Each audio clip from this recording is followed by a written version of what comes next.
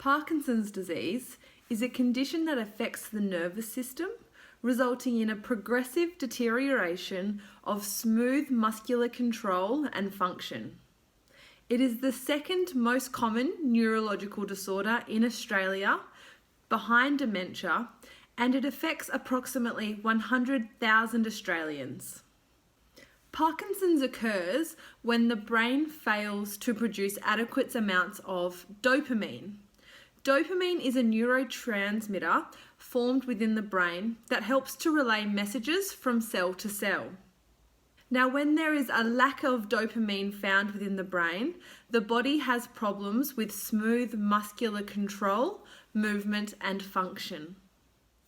Parkinson's is considered a movement disorder, and common symptoms of Parkinson's include an uncontrollable tremor, shaking, lack of coordination, rigid or stiff muscles, slowed movement, and a slowed and altered gait. It is important to note that an individual's progression of this disease is very, very individual to the person, and no signs and symptoms are exactly the same from person to person. It is also important to remember that although this condition is categorized as a movement disorder, there are many non-movement symptoms. Now, these include sleep disturbance, digestive problems, and a loss of smell. Now, unfortunately, there's no cure for Parkinson's. However, it can be well treated and managed as the person ages. A great management plan is to start exercising. Now, the Parkinson's Outcome Program found that those who started exercising early on and those that started exercising for 2.5 hours per week had better outcomes, and they were able to slow down their symptoms later in life. Those that exercised for 2.5 hours per week were able to improve their quality of life and slow the decline of their function in their movement and muscular control. Now, there's no magic program for somebody with Parkinson's, and the program needs to be very specific and individualized to the person.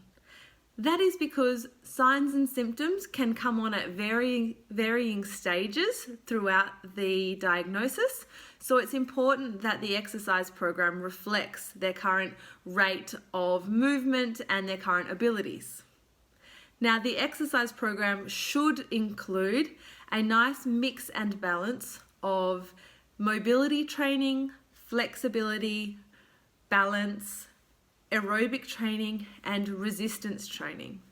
Now, having a dimension of all of these aspects or types of training helps to slow the progression of many symptoms that people with Parkinson's can have, and it helps to improve daily function, and it helps to improve people's activity of daily living. The first thing to consider when you're starting exercise is to make sure that you have clearance from your neurologist and your treating doctor, just to make sure that there aren't any considerations around starting exercise. The next thing is to find an exercise professional who can help prescribe exercise specifically tailored to your needs, your current function, and also any medication, any contradictions there might be.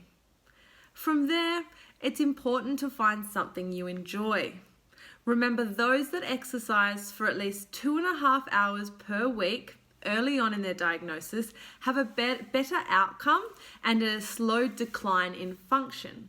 So it's important that you find something you enjoy so that you're more likely to stick to it and find those 2.5 hours a little bit easier to achieve.